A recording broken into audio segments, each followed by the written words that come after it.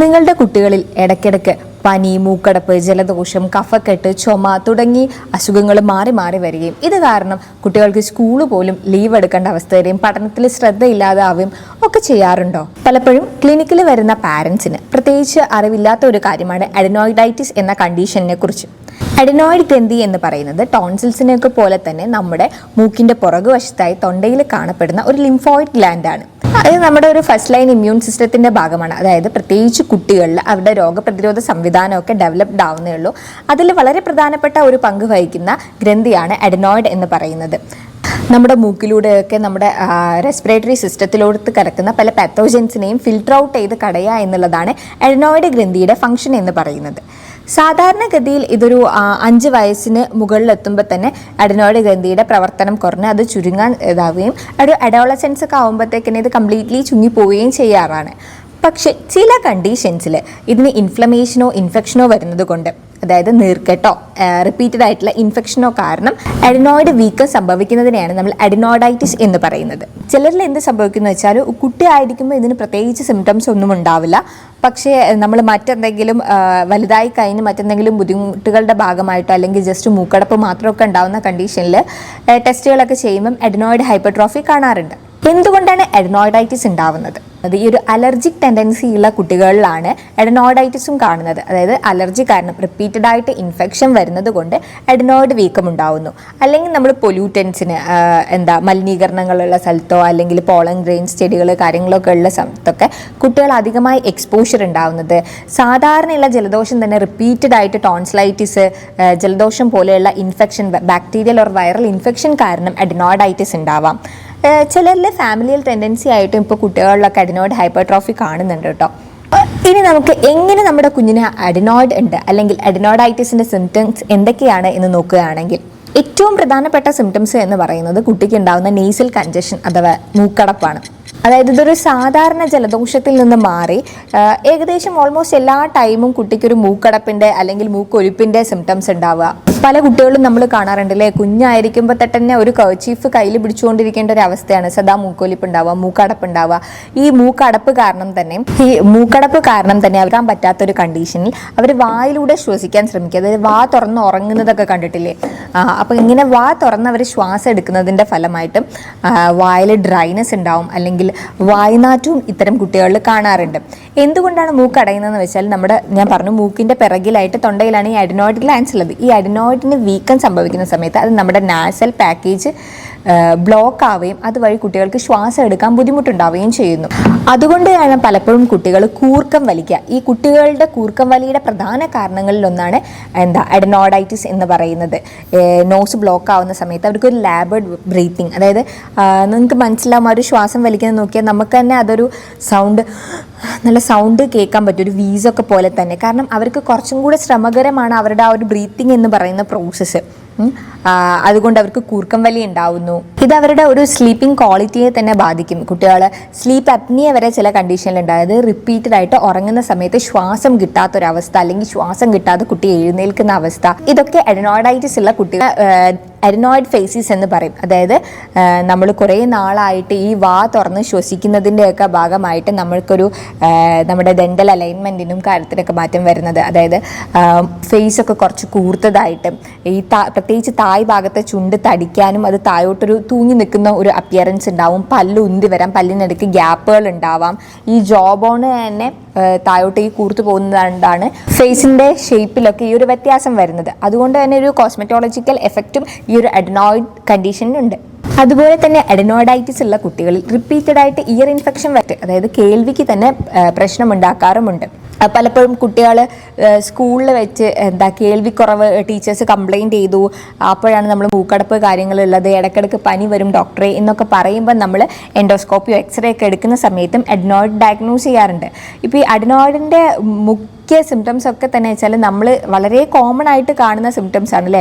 കുട്ടി വാ തുറന്ന് ഉറങ്ങുന്നതോ, കുട്ടി കൂർക്കം വലിക്കുന്നതോ, അല്ലെങ്കിൽ ഇടയ്ക്കിടയ്ക്ക് പനിയോ ജലദോഷമോ ഒക്കെ വരുന്നത് നമ്മൾ അത്ര സാരമാക്കി എടുക്കാറില്ല. പക്ഷേ ഈ ഒരു സെറ്റ് ഓഫ് സിംറ്റംസ് നിങ്ങളെ കുട്ടിയിൽ കാണുന്നുണ്ടെങ്കിൽ നിങ്ങൾ എന്തായാലും ശ്രദ്ധിക്കണം, കുട്ടിക്ക് അഡിനോയിഡ് ഉണ്ടാവാം. അതുപോലെ തന്നെ കുട്ടികളിൽ ചുമ, അഡിനോയിഡൈറ്റിസ് ഉള്ള കുട്ടികളിൽ പ്രത്യേകിച്ച് ഒരു രാത്രി കാലത്തുള്ള ഒരു ചുമ നമ്മൾ കാണും. അതുകൊണ്ടാണ് രാത്രി അല്ലെങ്കിൽ ഉറങ്ങുന്ന സമയത്ത് ഈ ചുമ ഉണ്ടാവുന്നത്. മാത്രമല്ല ഇത്തരം ബുദ്ധിമുട്ടുകൾ കാരണം അവർക്കൊരു നമ്മുടെ പഠനത്തിൽ ശ്രദ്ധിക്കാൻ കഴിയാത്തതോ, ചില കുട്ടികൾ ഭക്ഷണം കഴിക്കുന്നില്ല എന്നൊക്കെ കംപ്ലയിൻറ്റ്സ് പറയാറുണ്ട്. ഭക്ഷണം കഴിക്കുന്ന സമയത്ത് മൂക്കടഞ്ഞത് കൊണ്ട് തന്നെ ഉപയോഗിച്ചായിരിക്കും അവർ അധിക സമയവും ശ്വസിക്കുന്നുണ്ടാവും. ഭക്ഷണം കഴിക്കുന്ന സമയത്ത് ശ്വാസത്തിനുണ്ടാവുന്ന ഒരു ബുദ്ധിമുട്ട് പോലും അവരെ ആ ഒരു എന്താ പറയുക ഭക്ഷണം കഴിക്കുന്നതിനോട് വിരക്തി ഉണ്ടാക്കുന്നതായിട്ട് ചില കുട്ടികളിൽ നമ്മൾ കാണാറുണ്ട്. ഈ അഡിനോയിഡൈറ്റിസ് നമ്മൾ ട്രീറ്റ് ചെയ്തിട്ടില്ലെങ്കിൽ ഉണ്ടാവുന്ന കോംപ്ലിക്കേഷൻസ് എന്ന് പറയുന്നത് ഒന്ന് ഞാൻ നേരത്തെ പറഞ്ഞതുപോലെ തന്നെ ക്രോണിക് ആയിട്ടുള്ള ഇയർ ഇൻഫെക്ഷൻസ് ഉണ്ടാവും. അതുവഴി പിന്നെ ക്രോണിക് സൈനസൈറ്റിസ് പോലെ നമ്മുടെ സൈനസുകളിലുള്ള ഇൻഫെക്ഷന് അഡിനോയിഡൈറ്റിസ് കാരണമാവാം. ടോൺസിലൈറ്റിസ് ഉണ്ടാവാം. അതുപോലെ തന്നെ കുട്ടിയുടെ സ്ലീപ്പിന്റെ ക്വാളിറ്റിയെ ഇത് ബാധിച്ചേക്കാം. പിന്നെ സ്പീച്ച് പ്രോബ്ലംസ് ഉണ്ടാവും. ഒരു നെയ്സൽ ടോൺ ആയിരിക്കും അധികവും അഡിനോയിഡുള്ള കുട്ടികൾ സംസാരിക്കുമ്പോൾ നമുക്കത് മനസ്സിലാക്കാൻ പറ്റും. ഇപ്പോൾ ക്ലിനിക്കിൽ വരുമ്പോൾ തന്നെ ഈ ഒരു ലക്ഷണങ്ങളും അല്ലെങ്കിൽ അവരുടെ ഒരു ഫേസിൻ്റെ ഷേപ്പോ കാര്യങ്ങളോ കണ്ടു തന്നെ നമുക്കൊരു 99% നമുക്ക് അഡിനോയിഡ് ഡയഗ്നോസ് ചെയ്യാൻ പറ്റും. ഇനി നമ്മളൊരു കൺഫർമേഷന് വേണ്ടിയിട്ട് ചെയ്യുന്ന എന്താ പറയുക മോസ്റ്റ് അപ്രോപ്രിയേറ്റ് എന്ന് പറയുന്ന ടെസ്റ്റ് എന്ന് പറയുന്നത് നെയ്സൽ എൻഡോസ്കോപ്പിയാണ്. ഇതൊരു പരിധിവരെ മനസ്സിലാക്കാൻ സാധിക്കും. ഞാൻ തുടക്കത്തിൽ പറഞ്ഞ പോലെ തന്നെ ഒരു 5 വയസ്സ് കഴിയുമ്പം അഡിനോയിഡ് താനെ ചുരുങ്ങാൻ തുടങ്ങും. ചിലർക്കൊരു 7, 8, 9 വയസ്സൊക്കെ ആകുമ്പോഴത്തേക്ക് അഡിനോയിഡൈറ്റിസിൻ്റെ കംപ്ലയിൻ്റ് ഉള്ള കുട്ടികളിൽ പോലും അത് കംപ്ലീറ്റ് ആയിട്ട് മാറുന്നത് കാണാം. പിന്നെ നമ്മൾ എന്തിനാണ് ഇതിന് നേരത്തെ ട്രീറ്റ്മെൻറ്റ് എടുക്കുന്നതെന്നൊക്കെ ചോദിച്ചാൽ ഈ പറഞ്ഞ പോലത്തെ കോംപ്ലിക്കേഷൻ അല്ലേ, ഒരു ഇൻഫെക്ഷനോ ഇൻഫ്ലമേഷനോ നമ്മളെ ബോഡിയിൽ തുടരാൻ അനുവദിക്കുന്നത് കൊണ്ട് പല പ്രശ്നങ്ങളുണ്ടാവാം. അതുപോലെ തന്നെ ഈ ഒരു ഫേഷ്യൽ ചേഞ്ചസ് വരുന്നതും ദന്തൽ അലൈൻമെൻറ്റ് മാറുന്നതും ഒക്കെ നമുക്ക് പിന്നീട് അത് മാറ്റിയെടുക്കുക എന്ന് പറയുന്നത് വളരെ ബുദ്ധിമുട്ടുള്ള കാര്യമാണ്. മാത്രമല്ല ആ കുട്ടിക്ക് ഉണ്ടാവുന്ന സഫറിങ് എന്ന് പറയുന്നത്, അതായത് പ്രോപ്പറായിട്ട് ഉറങ്ങാൻ കഴിയുന്നില്ല, ശ്വാസം എടുക്കാൻ പറ്റുന്നില്ല, സ്കൂളിൽ ആക്ടിവിറ്റീസ് കാര്യങ്ങൾ വൃത്തിക്ക് ചെയ്യാൻ പറ്റുന്നില്ല, ഇതൊക്കെ ആ കുട്ടിയുടെ ആ ഒരു ചൈൽഡ്ഹുഡ് എന്ന് പറയുന്നത് ഭയങ്കര ക്ലേശകരമായി കൊണ്ടിരിക്കുകയാണ് അല്ലേ.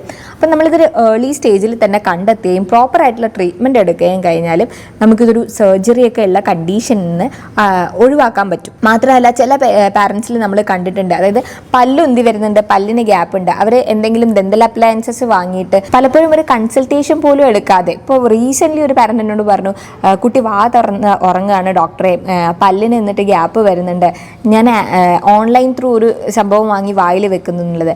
അപ്പോൾ നമ്മൾ ഇങ്ങനത്തെ ഒരു കണ്ടീഷൻ നിങ്ങളെ കുട്ടിക്കുണ്ടെങ്കിൽ എന്തുകൊണ്ടാണ് അവൻ തുറന്ന് ഉറങ്ങുന്നത് എന്നുള്ളത് ഒരു ഡെന്റിസ്റ്റിൻ്റെയും ഒരു ഡോക്ടറെ അപ്പോയിൻമെൻറ്റ് എടുത്ത് നിങ്ങൾ കാര്യങ്ങൾ അറിയണം. കാരണം പ്രത്യേകിച്ച് അഡിനോയിഡൈറ്റിസ് ഒക്കെ ഉള്ള കുട്ടിയാണെങ്കിൽ അവന് ശ്വാസം കിട്ടാത്തത് കൊണ്ടാണ്, മൂക്കിലൂടെ ശ്വസിക്കാൻ കഴിയാത്തത് കൊണ്ടാണ് അവൻ തുറന്നുറങ്ങുന്നത്. അപ്പം നമ്മൾ ഈ അടച്ചു വെക്കാനുള്ള സംഭവം വെച്ചാൽ കുട്ടിക്ക് ശ്വാസം കിട്ടാണ്ടാവുകയല്ലേ ചെയ്യുക. അപ്പം അവിടെ ആ ഒരു ഡെന്റൽ ഇഷ്യൂ കൂടെ മാറണം എന്നുണ്ടെങ്കിൽ നമ്മൾ ഈ അഡിനോയിഡിനെയാണ് ട്രീറ്റ് ചെയ്യേണ്ടത്. അതുകൊണ്ട് തന്നെ ഇതിനെക്കുറിച്ചൊരു അവയർനെസ് പാരൻസിന് ഉണ്ടാവണം. പ്രത്യേകിച്ച് നിങ്ങളെ കുട്ടി അലർജിക് ടെൻഡൻസി ഉള്ള കുട്ടിയാണ്, അതായത് ചുമ, ജലദോഷം, തുമ്മൽ കാര്യങ്ങളുള്ള ആളാണെങ്കിൽ അയാൾക്ക് അതിൻ്റെ കൂടെ അഡിനോയിഡൈറ്റിസ് ഉണ്ടാവാനുള്ള സാധ്യതകളും കൂടുതലാണ്.